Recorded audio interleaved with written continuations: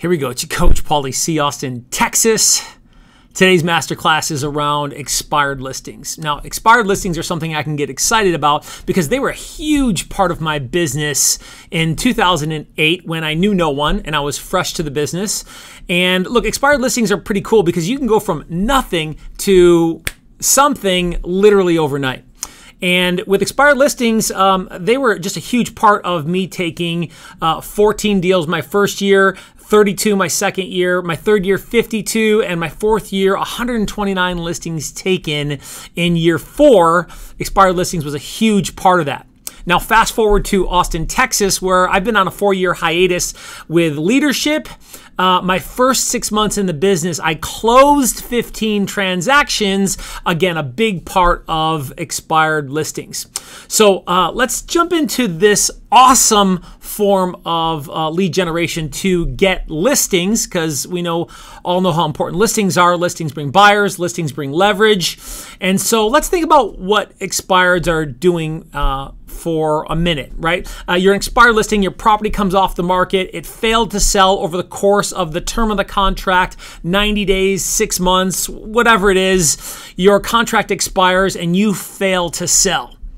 Now, you haven't had anybody talking to you about writing up an offer or bringing you an offer typically when you expire, especially at the tail end of your expiration of your listing. And now all of a sudden you have 10, 15, 20, 40 realtors calling you, asking you when you're going to hire the right agent for the job of selling your home. Don't do that. Okay, and so the conversation is aggressive. You're upset as an expired listing. And of course, they're not going to tell you the truth about what's really going on because you have to earn it.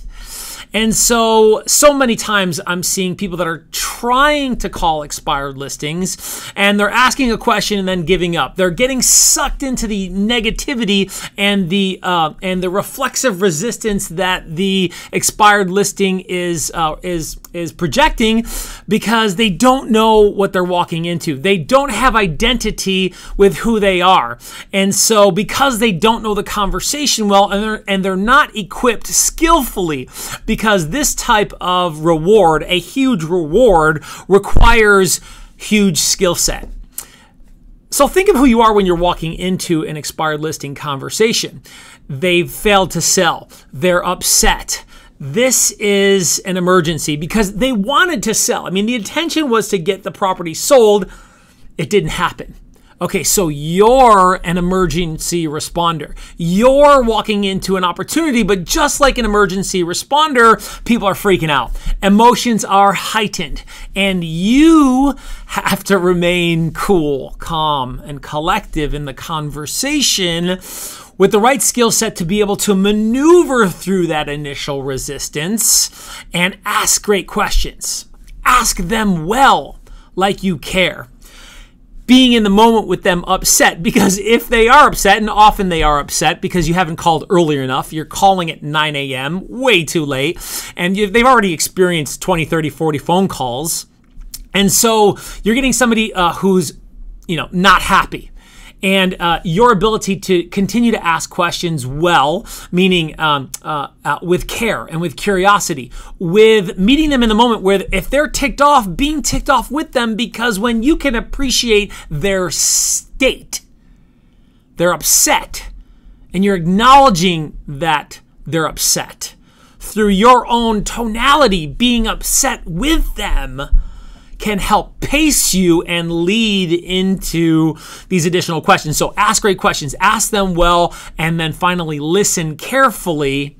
Think about this. Are you really doing those things in the conversation, or are you getting sucked into the energy of resistance, of negativity, of just somebody who doesn't want to talk to you, versus being that emergency responder who's prepared with their gear and knows what they're walking into and understand that this is a situation and I'm prepared for that situation. And if you haven't role played and sharpened your skill set to be a powerful communicator, then look, this conversation is going to be over quickly. And when you have done those things, then you can earn the right for them to tell you the truth, because you're asking all these questions and you haven't earned the right for them to tell you the truth because you're just hacking away with closing questions and with questions rooted in what you want to know versus appreciating where they are. And the script strategy, specifically in my expired script, allow you to strategically maneuver through this conversation. Now, this isn't something that I just hypothetically drew up. It's a philosophy of mine based off of what I think. This is battle-tested, years of experience where we've maneuvered and altered the conversation to maximize efficiency from some of the greatest minds in real estate, frankly. So look, take note of what we do in here with the strategy around the expired script, because this can dramatically change your ability to engage people who really need the help. Because look, we're not trying to get an expired to do business with us or make consideration when there's not really consideration to be had. Because I actually don't want the appointment. I want the truth. And when I seek the truth through understanding, by using skills, repeating and approving, past the objections and into the curiosity of what's really going on with their situation. Go 3 deep on situation. It's in the script. With their motivation. Go 3 deep on their motivation. It's in the script. We're going to talk about it in a second. You'll be able to find out that whether there's really consideration or not. Because there may not be real consideration and you're trying to bark up a tree that's never going to allow you to do it. You're trying to get something out of nothing. And so the goal is to not set an appointment. The goal is to get to know the people to understand if you should be shooting for that appointment. If you should really be exerting a little bit more energy and strategy and intention around opening up opportunities and possibilities, not just closing 5 times. Look, nobody wants a fist down their throat. Everybody wants to buy, but nobody wants to be sold. And so how are you engaging that conversation skillfully, tactfully, strategically to be able to get to the expired listing? Okay, let's jump into the expired script. All right, so let's take it from the top here. Ring, ring. Hello, good morning. This is Paul, ... I'm looking online here at a property on Bay Street. Okay, first things first, ... Slow it down. Sometimes your cadence shouldn't be ba ba ba ba ba ba ba ba ba ba ba ba.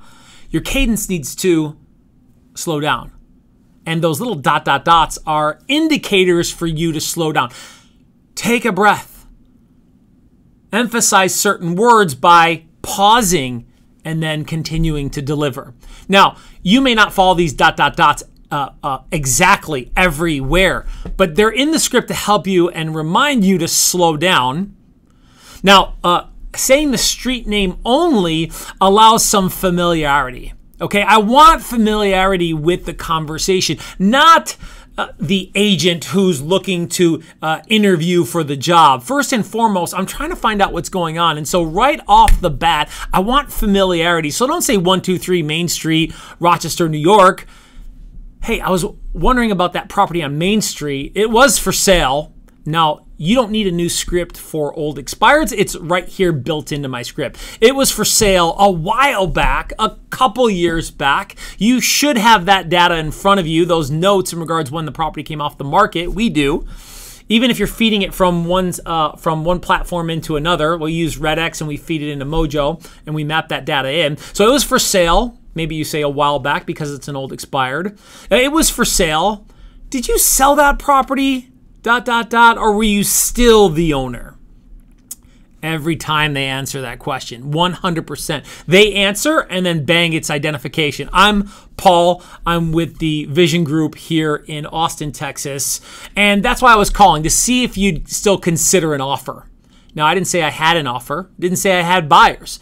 I just want to know if they'd consider an offer and if they're interested or if there's any indication that there might be something there. Then they'll say, why? Do you have a buyer? So, or they'll ask a buying question, or they'll start talking about what your intention is for asking that question.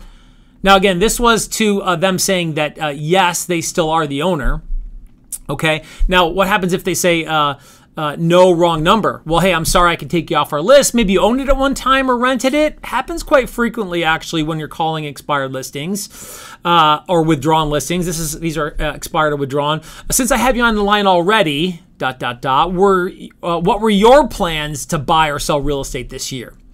And then they let you know that they're not interested, or that they might be interested. And if they're interested, then there's the little moniker there for you to go to the motivation script in the playbook. Okay? Yes, there's a motivation script. No, other agents do not have a motivation script. And so this is an opportunity for you to dig a little bit deeper on motivation. Now, remember, this was for no, wrong number, because that happens actually quite a bit, is that somebody says, no, it's the wrong number. I'm sorry, I can take you off the list. Says, gives them peace in regards to you not bothering them or acknowledging your error. Maybe you owned it at one time or rented it. Happens quite often. And oh, hey, by the way, since I have you on the line already, and then asking them what their plans to buy or sell real estate might be. What their plans were. Not, do you plan on buying real estate this year? Stop asking so gosh dang it closed questions. A closed question is a yes or no question. You're asking them all the time, and you need to change your questions to open-ended questions more often. Amateurs ask closed-ended questions all the time. Pros ask open-ended questions more often. Okay, so they say, no, maybe the property's sold, and you communicate in regards to acknowledging that the property sold. Okay, thank you. I appreciate you helping update my records. I can take you off our list since I have you on the line already. And then there it is again, ...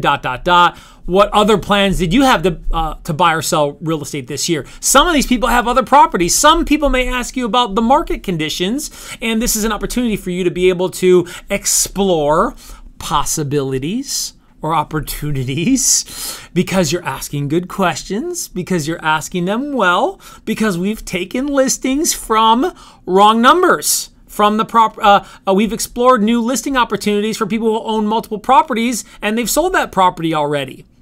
And look, you're playing a numbers game. So do what you're supposed to do. Ask great questions, ask them well, listen carefully. Okay, so you maneuver through, yes, that's why I was calling to see if you'd consider an offer. And then you're moving into situation. Hey, did you get any offers at $550,000? What kind of feedback did you get? Okay, pause. Did you get any offers? Look, if they say they got an offer, you better at least go 3 deep on them getting an offer. Great. When did you get that offer? And I like asking that question first because what was the offer can be interpreted sometimes as a little invasive. So when they got the offer, they'll easily answer that question every single time. So when did you get the offer? And how did you feel about the offer? They may tell you then right there and then how they felt about it and reveal the price, because if they don't let me know what the price was, I want to know what the price was. So where did it come at? Was it over? Was it at asking? Was it a little bit below? And if they don't give me clarity on where the number was, then I'm still going to go at it and say that it was a little bit lower. Oh, okay. So how much lower? It was a little bit over. Oh, okay. How much over? I want to know. Many times they will tell me that because I've been asking great questions. I've been asking them well. Okay. So what kind of feedback did you get? And they may start talking about the agent and the feedback. They may respond to that ambiguously. They really don't have a real clear answer for that. And I want to know, well, how often did you get feedback? Was your agent providing feedback? What did the last agent say about it not selling? Number 3.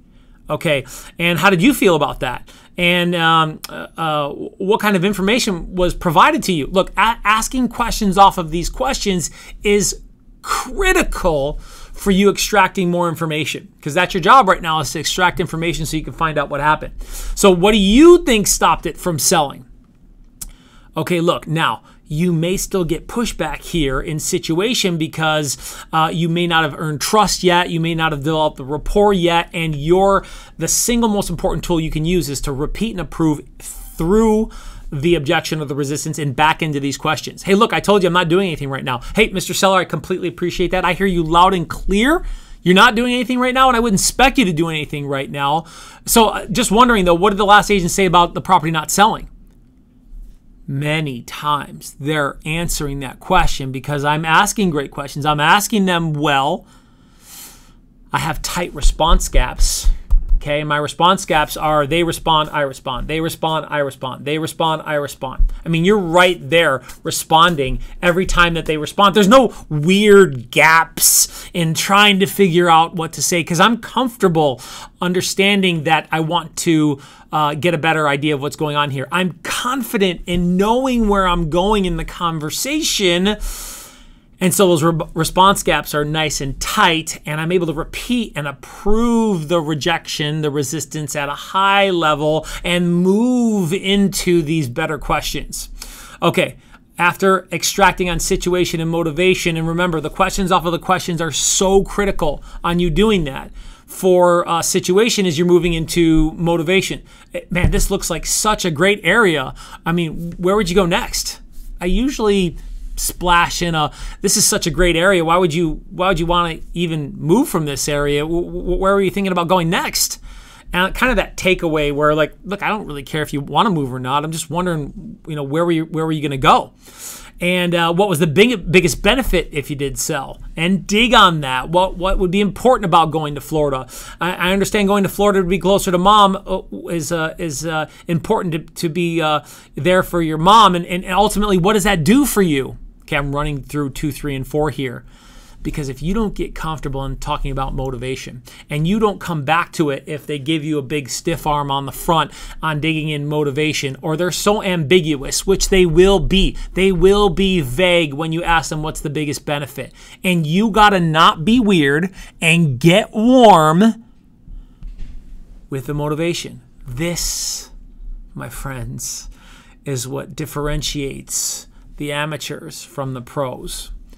The ability to get in on what's really going on. And this is the portion of the conversation that separates the little dogs from the big dogs.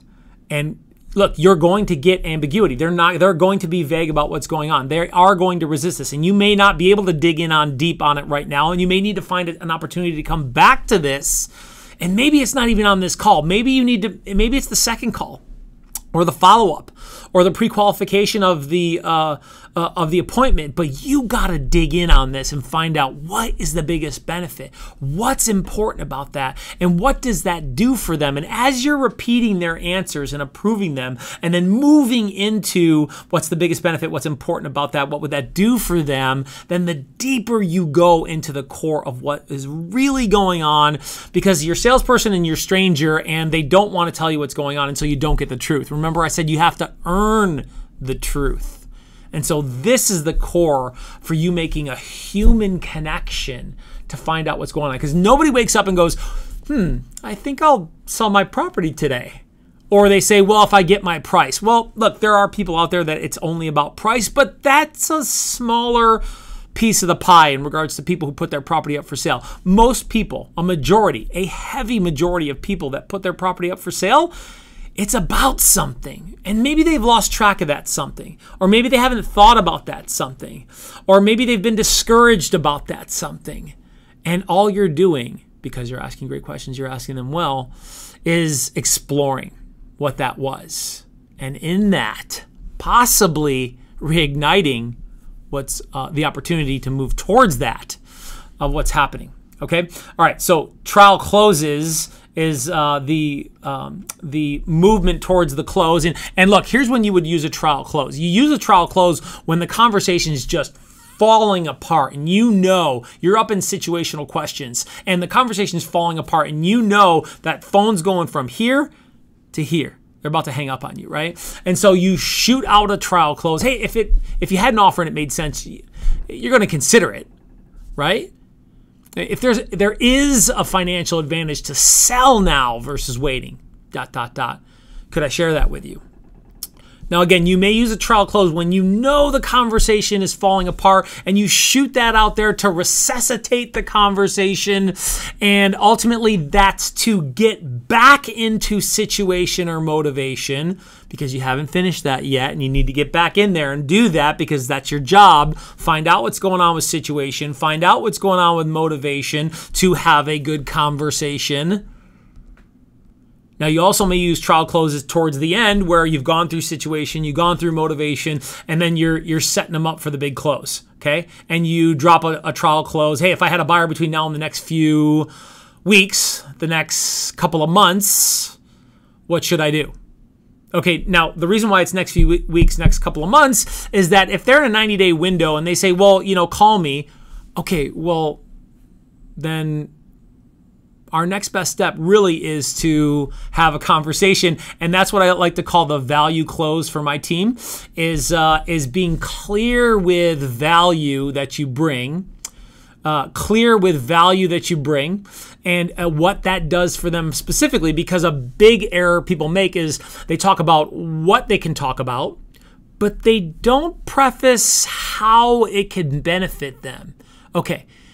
Put this together simply and easy for them to be attracted to the conversation by not just talking about what the value is, but what it can do for them. Okay, so for a value close for us, it sounds something like this. Hey, here's our next best step. Let's connect to talk a little bit more. And really, honestly, Mr. Seller, the biggest value for you is going to be first getting clarity around timing. What's going on with the market and when the right time for you might be.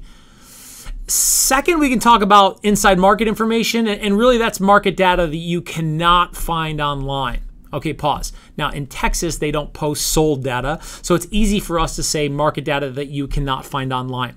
Now, what may be other market data that they may not so readily or information that they may not at all be able to find is some of the comparative market analysis data for days on market, average days on market, average median price point for pendings and solds. There's data in there that they're not going to be able to get that you can provide in a customized market value report for you to be able to say, look, I can bring value on some inside market information. This is stuff that you can't get online. And so therein it is the benefit for me to be able to bring you market data that you can't find online to ensure that you can get the most amount of money possible for the property.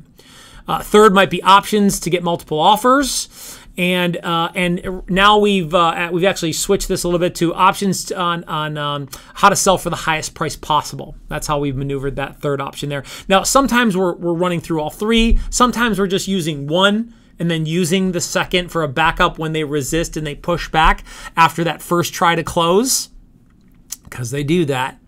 And so when they push back, how do you come back?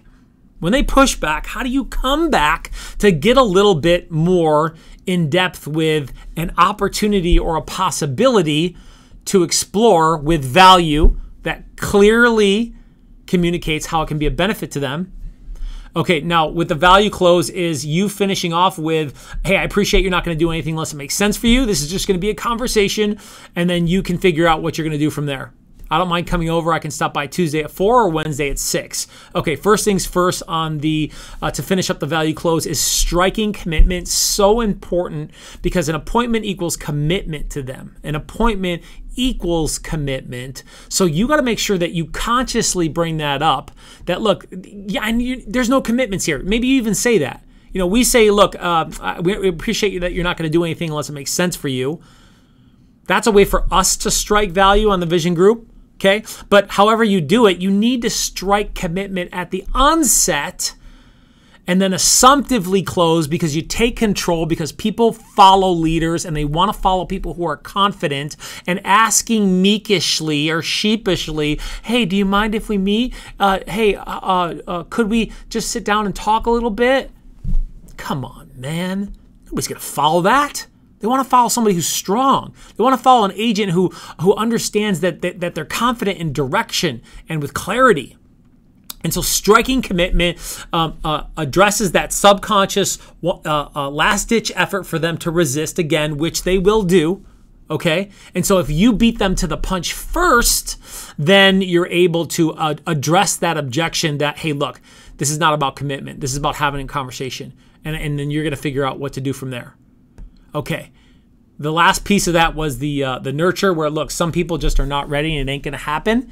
And no matter what you do, which, look, if you ask great questions, you ask them well. if you go 3 deep on situation and motivation, if you use repeating and approving at a high level, if you're able to leverage trial closes, then you've done everything that you possibly can to find out what's going on and to see if there's real, to understand that there's cooperation in the conversation and that there may be real consideration and they still resist you.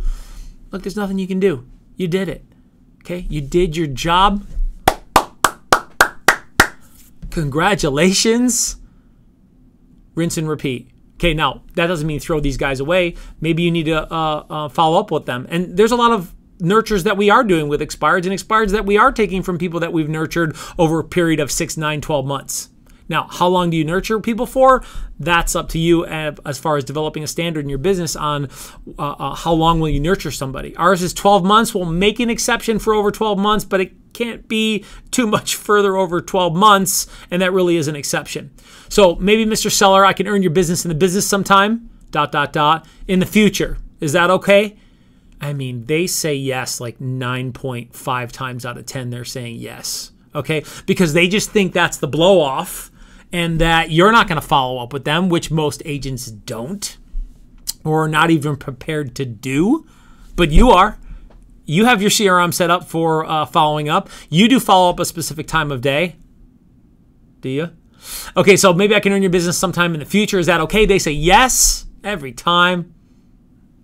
A lot. Not every time, but a lot. Okay, so great. I'll send you my information in case anything changes or you might need anything. ...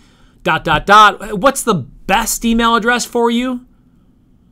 And they tell you 123 at ABC. What's the best email address? Can I have your email address? Can I, that closed-ended question. Can I have your email address? Can I email you? Come on, man. Strength, confidence here. What's the best email address? And I'll send that to you.